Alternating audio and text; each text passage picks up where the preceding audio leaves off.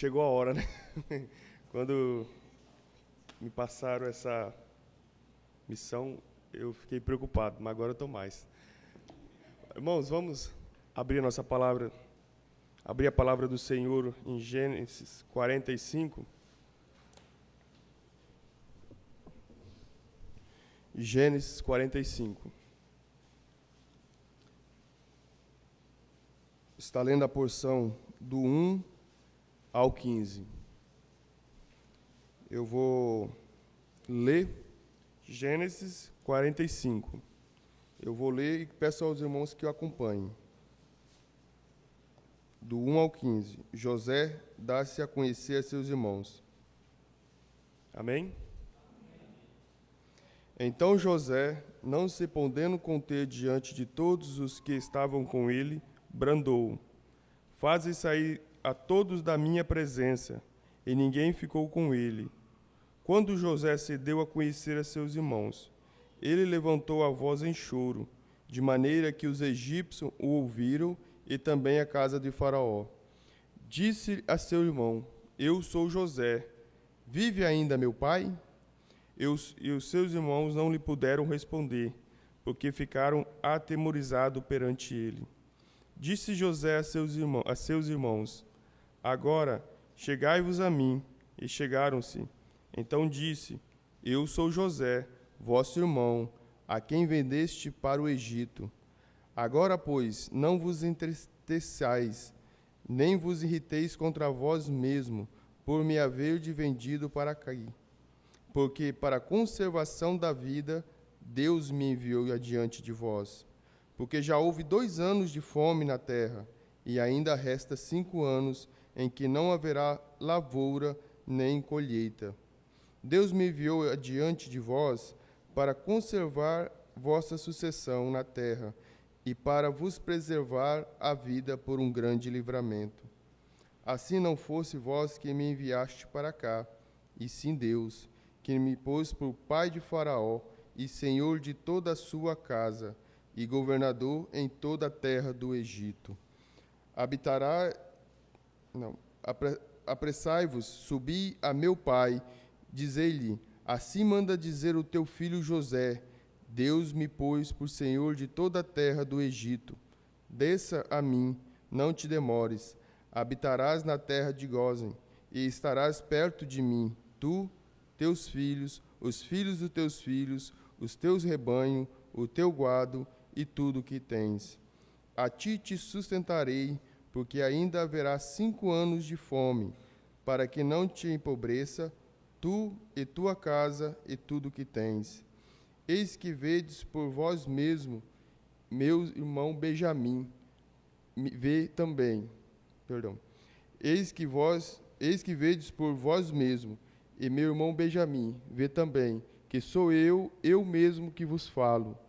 Anunciai a meu pai toda a minha glória no Egito, e tudo o que tendes visto.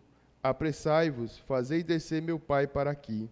E lançando-se ao pescoço de Benjamim, seu irmão, chorou, e abraçou com ele, chorou também Benjamim. José beijou a todos os seus irmãos e chorou sobre eles. Depois, seus irmãos falaram com ele. Vamos orar? Maravilhoso Deus, Pai amado, te louvamos e te adoramos, ó Deus, na beleza da tua santidade, ó Pai. Pai amado, não a nós, ó Pai, não a mim, ó Deus, mas ao teu santo nome sempre, ó Deus. Venho diante do Senhor, ó Deus, rogar, ó Pai, que o Senhor possa me diminuir neste momento, ó Deus, e crescer o Senhor em mim, ó Pai, para que possa a sua palavra, ó Deus, ser evidenciada, ó Pai, para que o Senhor possa falar aos nossos corações essa noite, ó Deus. Pai amado, em nome do teu Filho amado Jesus, amém. Irmãos, quando eu li essa palavra, eu pensei no que falar, e aí eu vi uma coisa tão maravilhosa, e que você, olhando, às vezes passa despercebido. Eu queria falar sobre o triunfo da graça. Todos nós sabemos o que é graça, né? Alguém pode falar? Favor imerecido. Eu queria dar uma explicada no que é esse favor imerecido. Graça é um dom de Deus. Ela é um atributo divino, pois Deus é gracioso. A graça só pode ser experimentada em comunhão e contínua dependência daquele que é a fonte da qual ela mana. A graça caracteriza a maneira que o Senhor se relaciona com toda a sua criação, pois ela demonstra o seu favor em relação a tudo que ele criou. Contudo, nesse estudo, abordaremos a graça de Deus em seu relacionamento com os seres humanos, especialmente aqueles que se rendem a Ele. Irmãos, especialmente aqueles que se rendem a Ele, a Deus. A graça de Deus na vida de pessoas que se renderam a Ele. E, mediante isso, eu venho trazer essa palavra dizendo o seguinte: a graça de Deus na vida de José, mesmo quando a família dele não ajudou, né?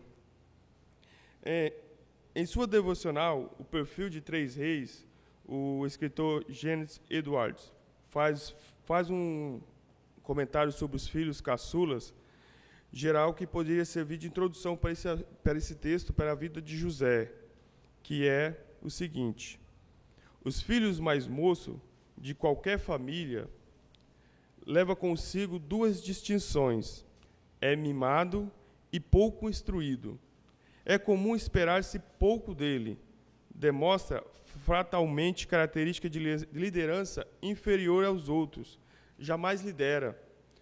Apenas segue, porque não existe nenhum irmão abaixo dele com quem pratica liderança. Então, esse estudo ele já vem se desqualificando um pouco a vida de José, né? Então, irmãos, mas esse estudo, na verdade, ele foi escrito para o rei Davi. Mas quando lemos sobre a vida do rei Davi, vimos que ele não foi mimado na juventude. O rei Davi era pastor de ovelha, né? E ele brigou ainda com um gigante. E aí, mas José foi tratado como filho caçula de sua família, mas também foi um grande líder.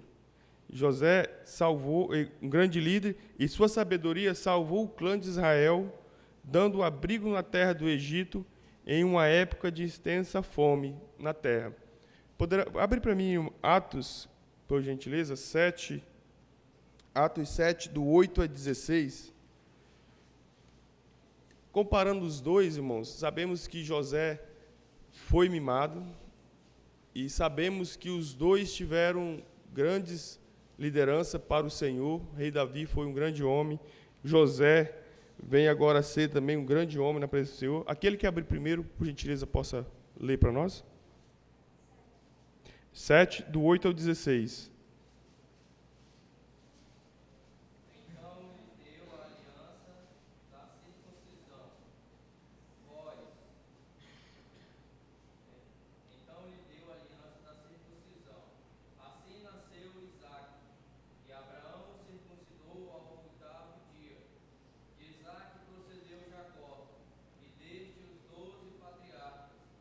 Os patriarcas invejosos de José venderam-no para o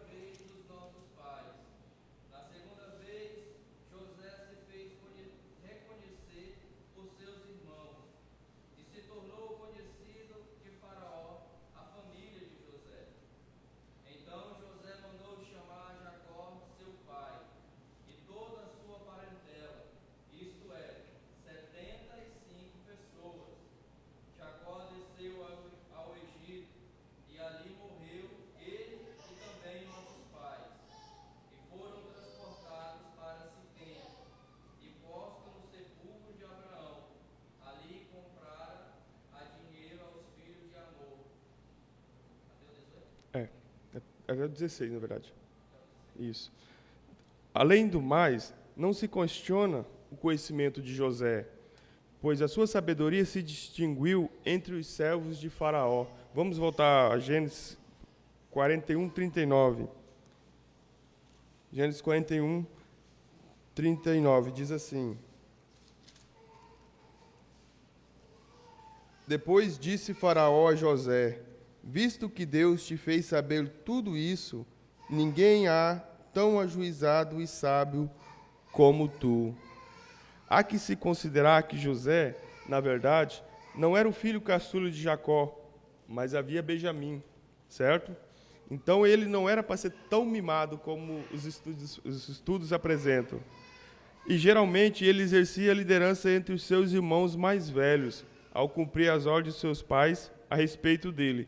Não era assim uma liderança tão expressa, eu veio mais como um fuxico. José ia lá para fazer um fuxico. Gênesis 37, o 2 e o 14.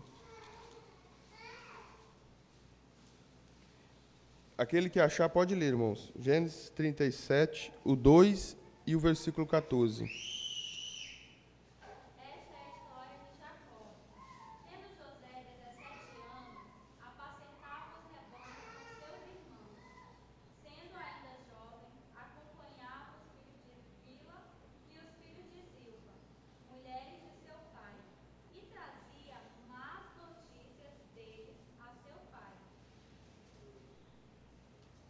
O 14 agora.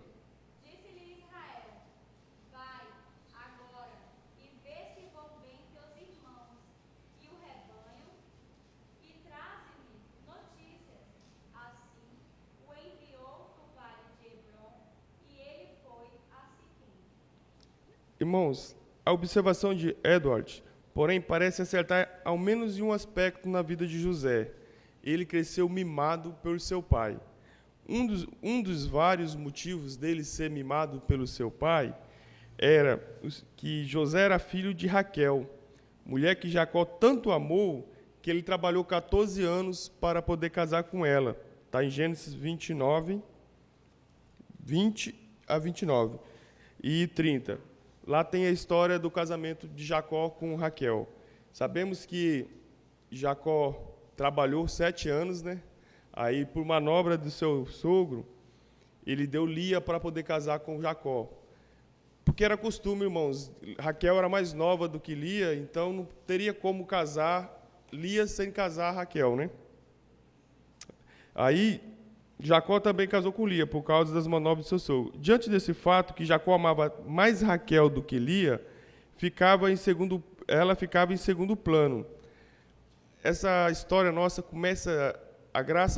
Deus começa a intervir nessa família para poder usar a graça dele, já com inimizades entre irmãs, né? Porque Jacó amava mais Raquel do que Lia. A passos que Deus deu filho a Lia para que Raquel não fosse tão adulada mais por causa dos filhos. Então Deus concebeu 7 filhos a Lia, a passo que Raquel ela se contentava com o filho de Bila, que era 2 filhas. O filho Bila era tipo uma barriga de aluguel nos dias de hoje, né?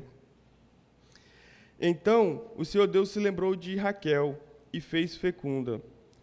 Dessa forma nasceu José, cujo seu nome expressava o desejo de sua mãe que Deus desse outro filho a ela. Gênesis 30, 24. Aquele que abrir, achar primeiro, por gentileza, possa ler? Gênesis 30, 24.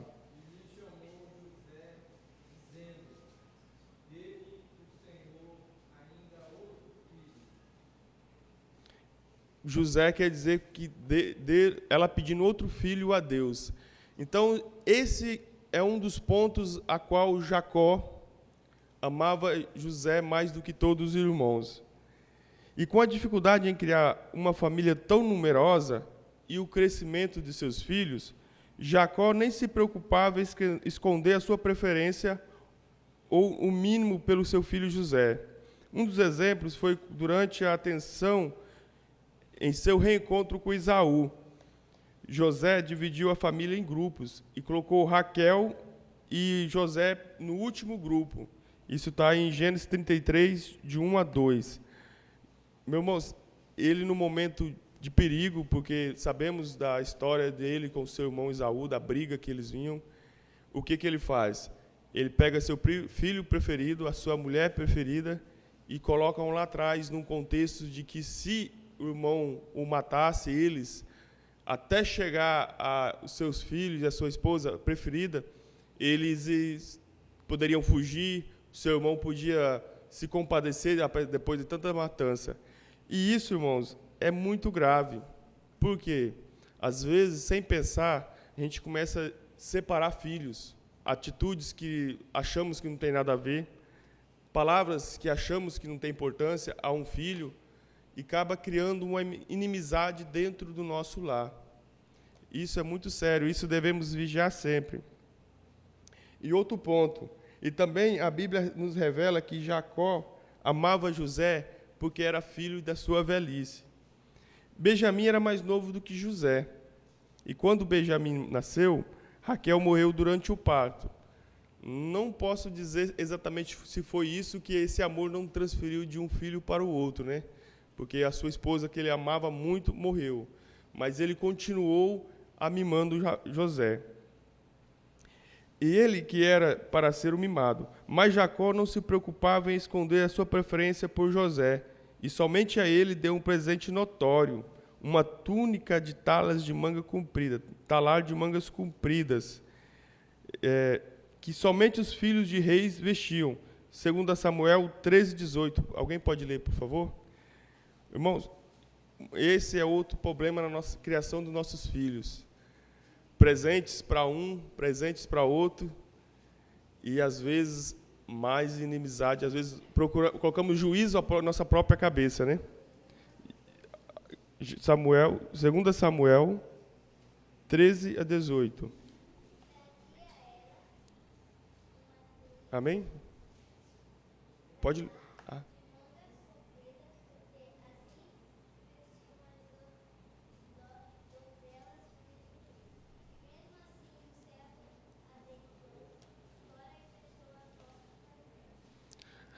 Essa aí era uma das filhas do rei Davi, né? Com a sua veste real. Em meio a 12 filhos, ele pegar o penúltimo e dar um presente tão especial, isso serviu para trazer mais ira entre os seus irmãos. E por último, quando seu irmão trouxeram notícia da sua morte, o coração do seu pai fechou, e a sua expectativa era descer ao caixão, e só reinou quando recebeu a notícia de que José estava filho. Quando os irmãos trouxeram a notícia de José tinha falecido, Jacó achou que tinha acabado tudo. Para ele, ele podia morrer, Deus podia tacar fogo em tudo, que para ele não servia nada. E isso não é zeloso, irmãos. Palavras, é aquilo que eu volto a repetir, palavras que dissemos a nossos filhos, palavras que separamos um do outro, pode trazer grande consequência na vida dos nossos filhos.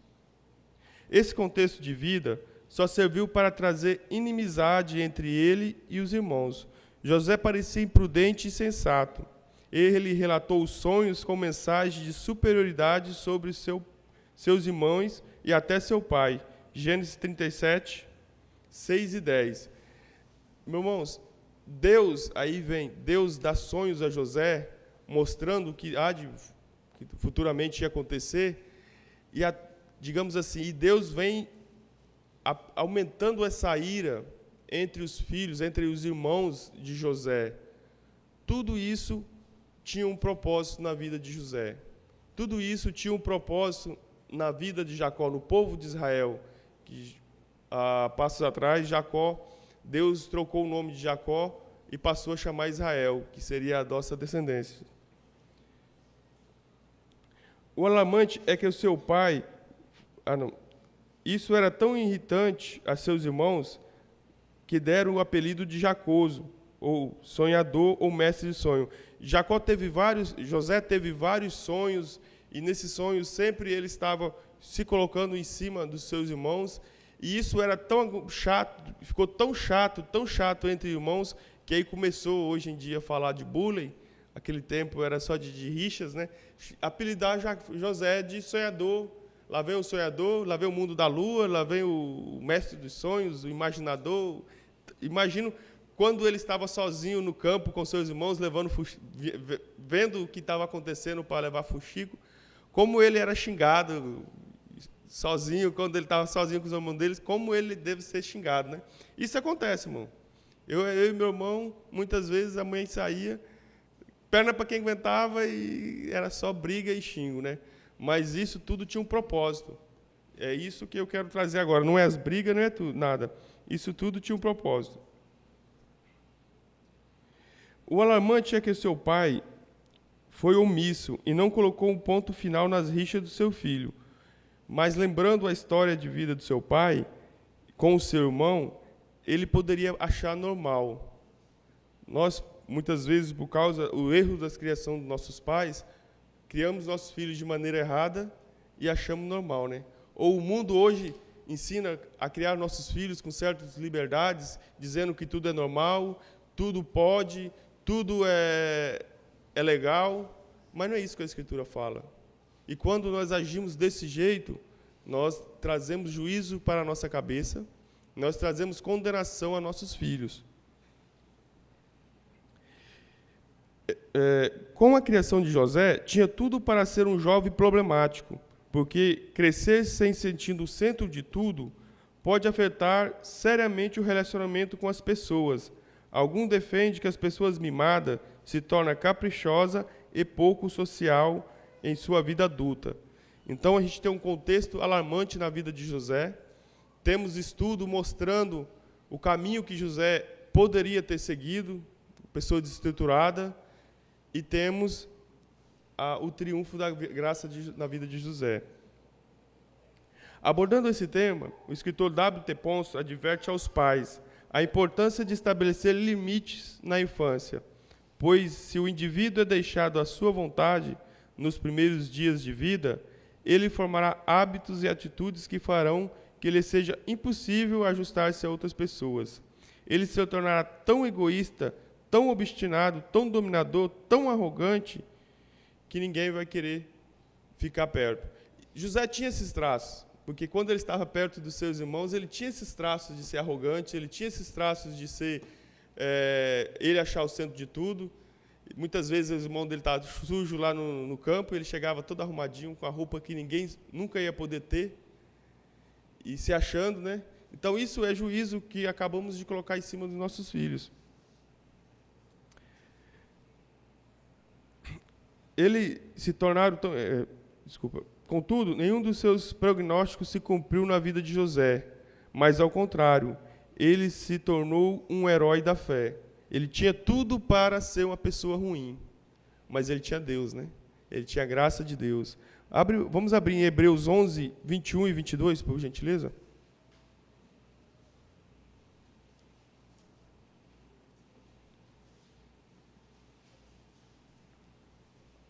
Hebreus 11, 21 e 22.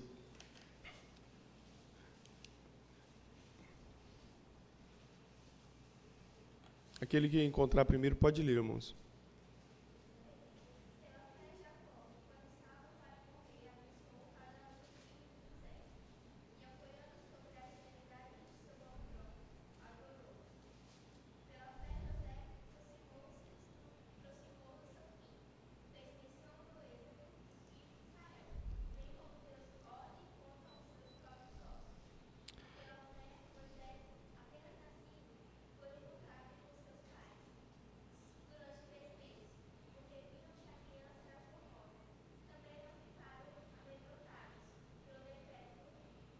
Hebreus vem falando sobre os heróis da fé. Então, uma pessoa, uma criança, aqui no texto fala, um jovem, quando ele foi vendido, uma pessoa, uma criança sendo educada com todos os traços para ser mal educado, se importar só com ele, os pais incentivando isso, os irmãos, rixa entre os irmãos. A carta aos Hebreus vem falando que ele é um herói da fé, né, irmãos? Nós estamos aqui no Velho Testamento, estamos aqui Deus, o povo indo para o Egito, essa história é o povo indo para o Egito, e os apóstolos falando de José. Então, irmãos, a graça de Deus é muito importante na vida. E José ficou também conhecido como alguém que livrou o clã de Israel da extinção. Atos 7, do 9 ao 14. Aquele que encontrou, por gentileza. Atos 7, do 9 ao 14.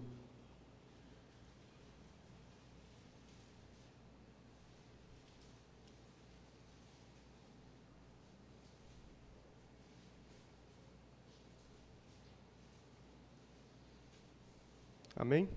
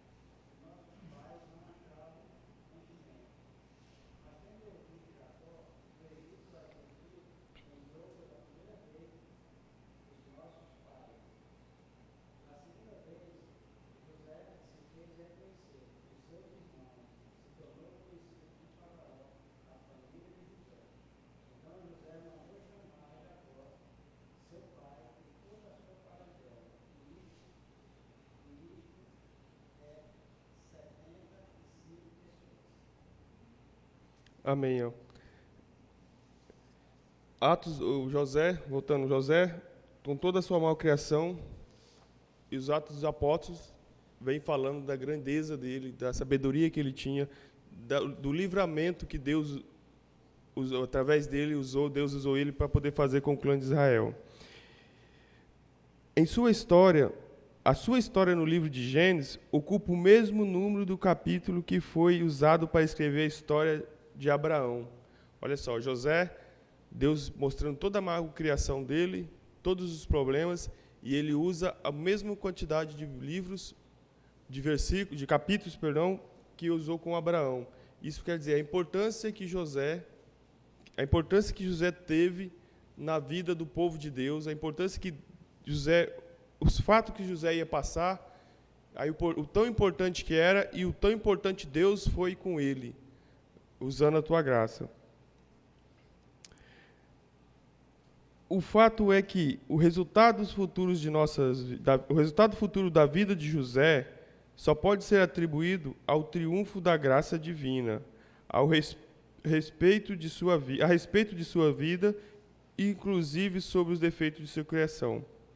Tudo o que nós vemos na história de José, tudo o que José foi dado a ele futuramente como herói da fé, tudo que ele passou foi por causa do triunfo da graça. Hoje, quando eu paro para olhar, creio que muitos, vemos muita história. Somos assim porque fomos criados assim. Eu sou chato porque minha mãe me criou chato. Eu chego tarde nas coisas porque fui criado assim. Eu não faço isso porque eu fui criado assim. Isso não é desculpa, meu irmão. Você não faz isso, ou eu não faço isso, porque eu não tenho compromisso com Deus. Porque quando eu chego a Deus, quando eu faço a vontade de Deus, a graça dele corrige todos os defeitos que eu tenho. Tanto na criação, tanto na vida cotidiana. Tudo depende do meu relacionamento com Deus. Tudo depende do que eu estou disposto a fazer por Deus. Porque Ele vai dar o melhor para nós. Ele vai corrigir tudo de errado em nossas vidas. Analisando esse texto, a história das aventuras de José começa em Gênesis 37 e termina no seu caixão, Gênesis 50, 26. Mesmo que ela vem dizendo que a história de Jacó, que lá no Gênesis 37 fala da história de Jacó, é a história, 90% dela fala sobre a vida de José, né? Isso acontece por se tratar da história da vida da família de Jacó. Jacó tinha que passar por isso. Então, tem tantos capítulos falando de José porque Deus usou José para cuidar da família de Jacó. Mais do que meramente uma história, ou narrativa, ou biografia de José, os últimos capítulos de Gênesis descrevem o cuidado de Deus em cumprir sua promessa a Abraão, ou seja, transformar sua descendência em uma grande nação. Meus irmãos, tudo isso para cumprir uma promessa que Deus fez a Abraão. Você vai ser pai de multidões. Como Abraão iria ser pai de multidões se o clã de Israel morresse de fome na terra de Canaã? Como Abraão ia ser pai de gerações, de grandes nações, se Deus não tivesse usado a vida de José, a vida até dos irmãos de José, da omissão de Jacó, para poder criar inimizade entre os irmãos, para chegar ao tal ponto que chegou, só para parar e olhar para trás e olhar, Deus cuidou e Deus fez de Abraão uma grande nação. Estava vendo também, quando os 12 espias entram na terra prometida e recolhem um cacho de uva que 2 pessoas têm que carregar, eu paro e pergunto, quem plantou? Deus usou uma nação para plantar. Deus, quando Ele faz algo por nós, Ele não vai lá e faz. Ele usa gentes, usa meios, usa pessoas, povos, que a gente nem imagina que existe. Mas a vontade de Deus está ali. Ó. Ele cuida. Onde você vai, meu irmão, onde você está hoje, é porque Deus usou pessoas para trazer você aqui. Não foi só meramente você, não foi meramente eu. É a graça triunfante de Deus. Irmãos, antes de se tornar uma nação numerosa, uma grande nação, Deus teria que manter o clã de Israel durante o período de grande seca e intensa fome. Isso ele usou José. O escritor Walter corretamente observa que, mais do que uma chamada história de José, ainda que essa sessão abra as cortinas com José adolescente, que é aquilo que eu venho falar na criação dele, José adolescente, e feche com a sua morte, esse episódio diz a respeito à maneira pactual de Deus lidar com os patriarcas, bem como estabelecer o seu plano para os filhos de Israel. Todas as coisas, irmãos, estão sobre a vontade soberana de Deus. Muitas vezes fazemos planos, né, na virada de ano, outros eventos, mas sabemos que a resposta certa vem dos lábios de Deus, né? O que nós encontramos nessa narrativa é um grande exemplo, talvez o principal exemplo em toda a Bíblia, acerca da benevolente providência de Deus. Doutrina essa claramente exposta em Romanos 8, 28. Por gentileza, alguém abre e lê para nós Romanos 8, 28?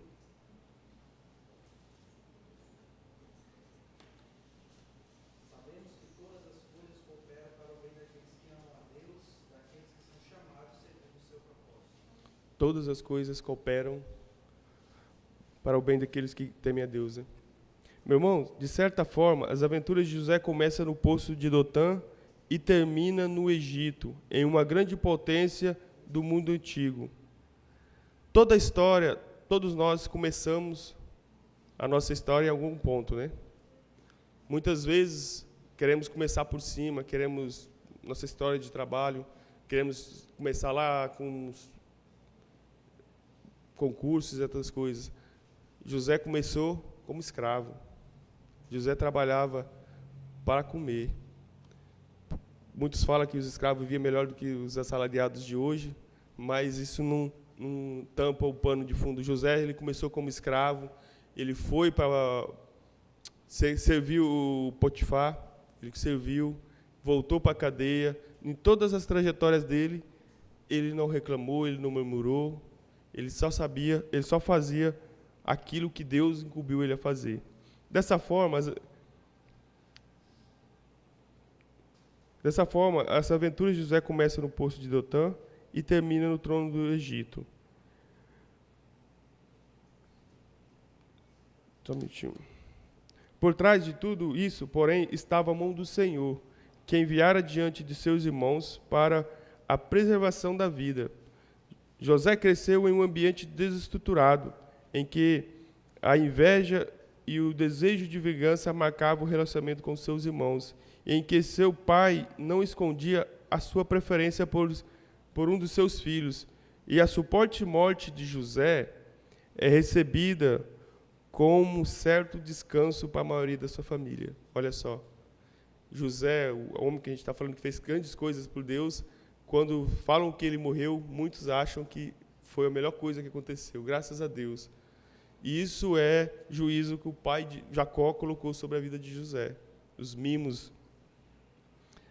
Até Estevão, no Novo Testamento, não deixou de perceber os problemas na família de José. Pode abrir Atos 7, 9, por favor? Aquele que abrir primeiro pode ler.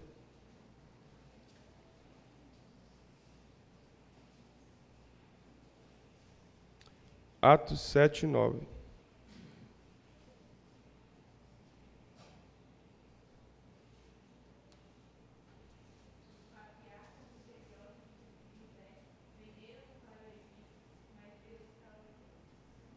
Deus estava com ele.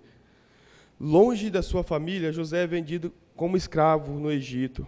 Mas em nenhum momento ele é desamparado, pois o Senhor era com ele. José foi escravo, Deus estava com ele, ele fazia a vontade de Deus e toda vez ele era colocado em cargos de liderança. Deus estava no controle de todos os eventos da vida de José. Desde quando ele estava na casa de Potifar, quando ele foi, Deus do poço, a casa de Potifar, sempre Deus estava na liderança. Favorecido por Deus, José sempre foi colocado em cargos de liderança. Até na cadeia, quando foi preso, quando a mulher de Potifar levantou ameaças contra ele, Deus colocou ele na cadeia como líder. Quando José se apresentou a seus irmãos no Egito, é o ponto mais tenso da história dele, pois agora ele tinha poder muito forte sobre seus irmãos. José, ele estava numa posição que, se ele quisesse mandar matar os irmãos, pudesse mandar açoitar lá até não aguentar mais andar, José tinha.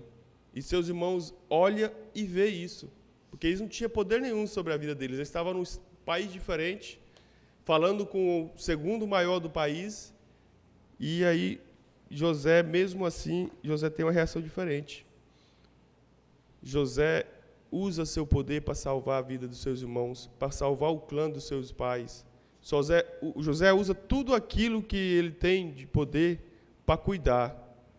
Quanto muitos de nós, quando tem um poder e que aquele cara pisou no pé, ele fala assim, agora eu vou te descontar, não é? Quem não pensa assim? E olha, meu irmão, José foi vendido. Imagina a angústia de seus irmãos de sangue, vender, jogar, falavam em matar ele. Agora ele tem todo o poder, ele vê tudo aquilo, e ele, por causa do quê? Graça de Deus, ele é diferente. Essa reunião de José com seus irmãos aconteceu num contexto que, quando Jacó envia seus filhos aos Egito para procurar alimento, ele não sabia que ainda havia muito tempo de fome e achou que uma mera viagem resolveria o problema, e mandou seus filhos ao Egito. E termina com todos os israelitas na terra do Egito, na cidade de Gósen.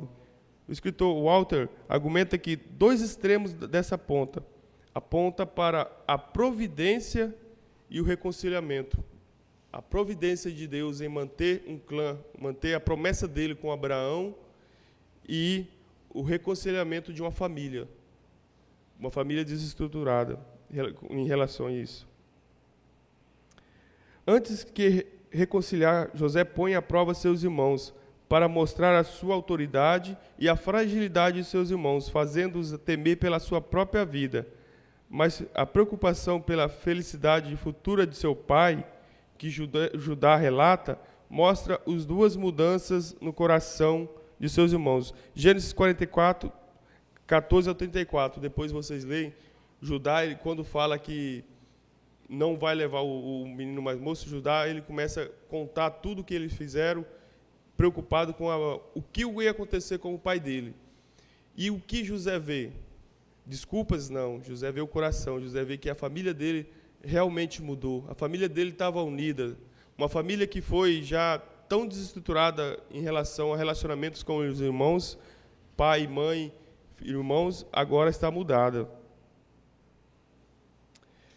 No momento em que José se deu a conhecer a seus irmãos, foi um momento muito íntimo e ele não mostrou as suas emoções perto dos egípcios. Primeiro ele tirou todos de lá e certamente falou hebraico com seus irmãos, para assegurar o fato de que ele era José. E diz algo que só seus irmãos sabiam: eu sou José, a quem vos destes para o Egito. Irmãos, primeiro que era um momento só da família dele. Por mais que ele fosse... Ele estava usando um intérprete para seus irmãos não achar que era José, ele tinha um intérprete. Ele separou todo mundo para um momento de união só com a sua família. José não privou seus irmãos da responsabilidade dos seus atos pecaminosos, mas ele teve compaixão e os confortou. Para a conservação da vida, Deus me enviou diante de vós. Naquele instante, José os declarou que Deus havia posto por pai de Faraó, ou seja, alguém com influência paternal sobre o soberano de uma das maiores potências econômicas e militares dessa terra. Dessa forma, José poderia poupar e preservar a vida de toda a sua família.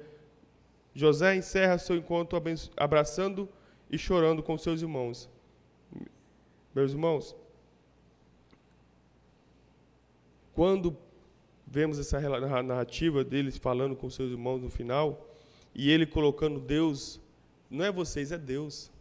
Isso é bênção na nossa vida. Né? Como é que a gente... Jamais nas tribulações ou provações a gente para e pensa que a culpa não é do meu irmão que me fez cair, tropeçar, a culpa foi Deus que me usou. Podemos tirar algumas lições sobre esse texto. Muitos procuravam ver José como um tipo de Cristo, mas em seus estudos sobre a vida de José, o autor norte-americano Dennis Kizner lembra-se que, a despeito da semelhança com Cristo, José era um homem exatamente como nós. Ele tinha que lutar contra as adversidades da vida. José não era melhor do que nós, muitas vezes, no contexto, ele podia ser pior do que nós. E ele lutou contra essas adversidades da vida. Nada mais belo do que uma criança que age com acordo com a sua idade. E nada é tão trágico do que um adulto que continua agindo como se fosse uma criança. Podemos acompanhar essa semelhança, essa mudança na vida de José claramente, em seu amadurecimento físico e espiritual. Nesse sentido, em algumas lições a serem observadas, sobre a intervenção da graça de Deus na vida desse herói da fé. Primeiro, há de considerar que um caráter de uma pessoa não precisa ser determinado apenas pelas circunstâncias ao seu redor, mas pela intervenção de Deus em suas vidas. Muitos conselheiros cristãos insistem na tese de que o que somos hoje é basicamente resultado de dois fatores: o ambiente em que vivemos e nossa reação a ele. Dessa forma, tira o agir de Deus corrigindo os erros do passado. Há que se considerar que a bagagem familiar de José poderia tê-lo limitado, mas isso não aconteceu. Pode-se dizer que José teve um pai passivo e uma mãe ausente, irmãos mesquinhos, todavia a graça de Deus fez ele um herói da fé. Irmãos, é responsabilidade nossa orar pelos nossos filhos, para que a graça de Deus esteja sobre eles. E não, irmãos, ver em livros ou em coisas que não é bíblica como criar nossos filhos, o que deixar eles fazer, o que não deixar. O principal fator das nossas vidas é orar pela vida dos nossos filhos. Ao considerar a vida de José, é possível afirmar que a maneira que alguém relaciona com o seu passado e com a sua hereditariedade revela a sua maturidade emocional e espiritual. A história de José evidencia a graça de Deus triunfando sobre as desgraças de uma formação familiar ruim e é poderoso para produzir um caráter piedoso. Afinal, a providência e a graça de Deus resultam na transformação de um menino em um homem piedoso e na preservação de uma família para tornar-se uma grande nação. É aquilo que eu falei. Não é o que aprendemos ou como fomos criados que vai nos defender ou vai nos dar desculpa de que somos. Nós somos o que somos perante o Senhor. Segundo, há que se considerar que o amadurecimento de José veio com o resultado de sua perspectiva teocêntrica da vida. O O amadurecimento dele veio com Deus no centro de tudo. Uma das coisas fundamentais nesse estudo é a capacidade de José relacionar com a sua vida à vontade ou ao plano de Deus. Quando ele foi tentado pela esposa de Potifar, ele entendeu que se exceder ia pecar contra Deus. Ele não ia pecar contra o Potifar, não ia pecar contra... Ele não pensou que se ele traísse a confiança de Potifar, ele ia ser preso, ou ele ia ser morto, ou ele ia perder o privilégio que ele tinha ali. Ele pensou que ele ia perder a comunhão com Deus, ele ia afrontar Deus, ele ia pecar contra Deus. E não importava as consequências, José não cedeu. Quando foi para o cárcere, diante da possibilidade de ouvir o sonho do copeiro-chefe e do padeiro-chefe, ele disse: porventura não pertence a Deus as interpretações? Meus irmãos, muitas vezes a gente puxa para nós toda a glória. Não, eu sei fazer, eu sei isso, eu sei aquilo, eu sei responder isso. Não, é Deus, ele fala, é Deus, a Deus pertence, não a mim. Eu não sou nada, a Deus. E, meus irmãos, ao lado, quando ele foi chamado para Faraó também, quando o Faraó falou o sonho, ele podia falar, não, eu sei, porque daí eu vou ter toda a glória. Ele disse a mesma coisa. Quando seus filhos nasceu, ele interpretou os nascimentos de filho, a intervenção de Deus. Colocou o nome dos filhos dele, dizendo que Deus... por gentileza, abre em Gênesis 41, 51 e 52.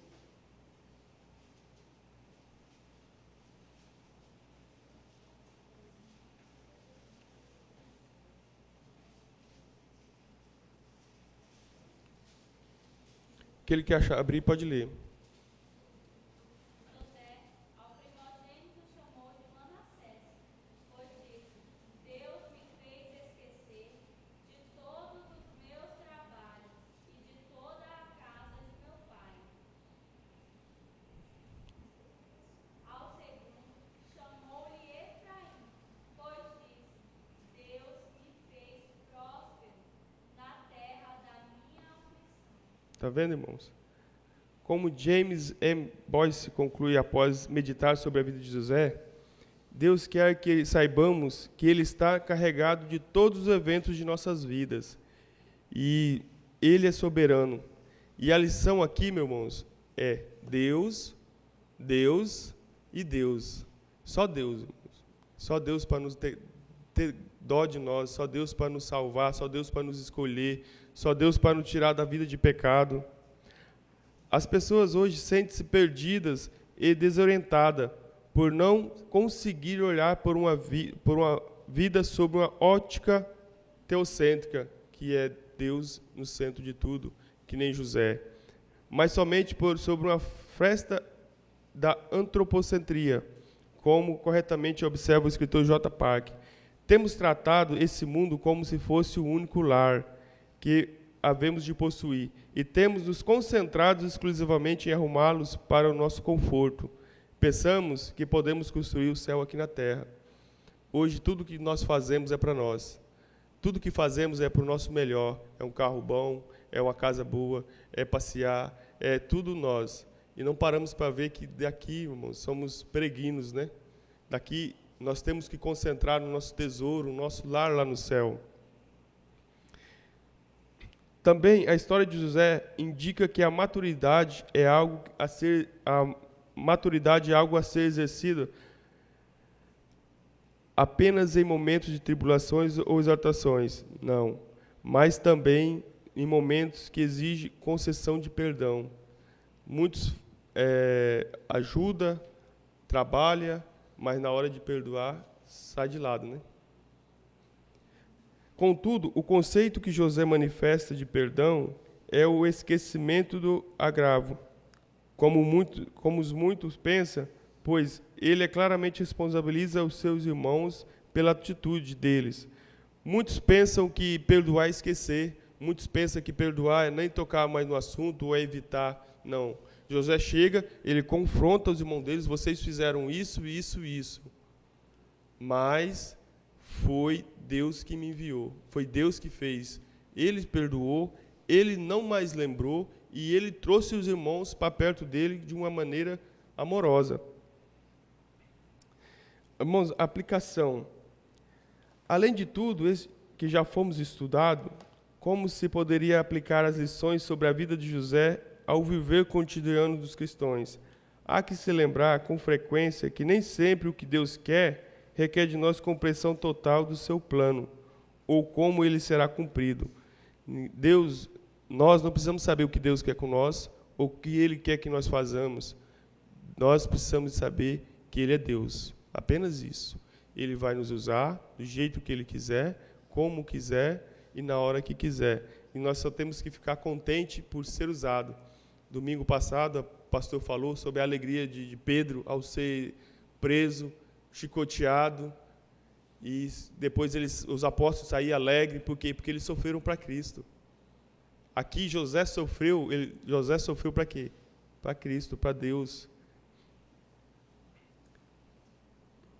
Há que se lembrar com frequência que nem sempre o que Deus quer, mas apenas as nossas confianças do que o sonho, mas a confiança de que o Senhor está no controle de tudo.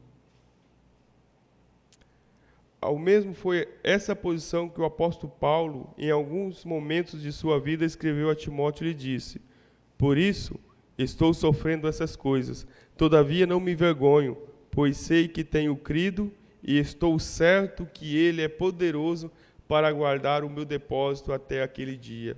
2 Timóteo 1,12. A confiança de Paulo estava depositada em Deus, e Deus que ele conhecia. A confiança de Paulo estava depositada num Deus que ele conhecia. A nossa confiança está depositada em quem? Ou nós conhecemos Deus? Ou nós aceitamos o que Deus quer para nossas vidas? Outra verdade a ser explicada na vida cotidiana dos cristãos é o fato de que Deus nunca prometeu felicidade completa e irresistível a seus irmãos neste mundo presente. O principal plano para os cristãos nessa vida é a santidade, é a transformação nossa em imagens de Jesus, que está lá em Romanos 8:29. Se José almejasse apenas a felicidade, a avaliação final de sua vida seria desastrosa e repleta de frustrações. Ao perceber o plano maior de Deus para a sua vida, José pode suportar o sofrimento, contentar-se com as bênçãos de Deus, confortar os seus irmãos e confortar sua família. A felicidade sem santidade é enganosa e trágica. Por último, devemos ter à mente que a nossa tribulação é leve, é momentânea, quando comparado à glória a ser revelada. Paulo dizia que a natureza ansiava por essa glória. Os cristãos também devem desejá-la ardentemente, aguardando com paciência. As tribulações passam, mas a glória é permanente. Além do mais, Deus não nos abandona em meio às nossas tribulações, mas o seu amor nos sustenta ao longo da jornada. Deus nunca vai nos desamparar. Nós podemos pecar contra Deus, nós podemos pecar contra nossos irmãos, nós podemos fazer tudo aquilo de ruim, mas Deus, ele não nos abandona. Não porque merecemos, não porque somos alguém, porque José não era nada, José era um pré-morto dentro de uma cova que os irmãos queriam matar, depois virou escravo, mas a graça de Deus triunfou sobre a vida dele. E isso é muito bom para nossas vidas, saber que a graça de Deus pode triunfar em nossas vidas. Vamos orar? Maravilhoso Deus, Pai amado, obrigado, Deus, pela Tua palavra, que ela é viva e eficaz, ó Deus. Pai amado, eu quero Te pedir perdão, ó Deus, porque somos, ó Deus, pecadores, ó Deus, somos egoístas, ó Deus, somos, ó Deus, rixosos, ó Pai, e, ó Deus, não assumimos, ó Pai, aquilo que fazemos de errado, ó Pai. Pai amado, muda nossos corações, ó Deus, muda a nossa vida, ó Deus. Faça-nos, ó Deus, a imagem e semelhança de Jesus, ó Deus, para que possamos, ó Deus, resplandecer nesse mundo tão escuro, ó Pai. Pai amado, eu te rogo, não deixe, ó Deus, que a secularidade, ó Deus, venha entrar em nossas vidas, ó Pai. Que possamos, ó Deus, reagir, ó Deus, a tudo que querem, ó Deus, enfiar nossas goelas abaixo, ó Deus. Não porque, ó Pai, somos alguma coisa, mas porque o Senhor, ó Deus, é soberano sobre as nossas vidas. Pai amado, perdoa, ó Deus, no nome santo do Teu Filho amado Jesus. Amém.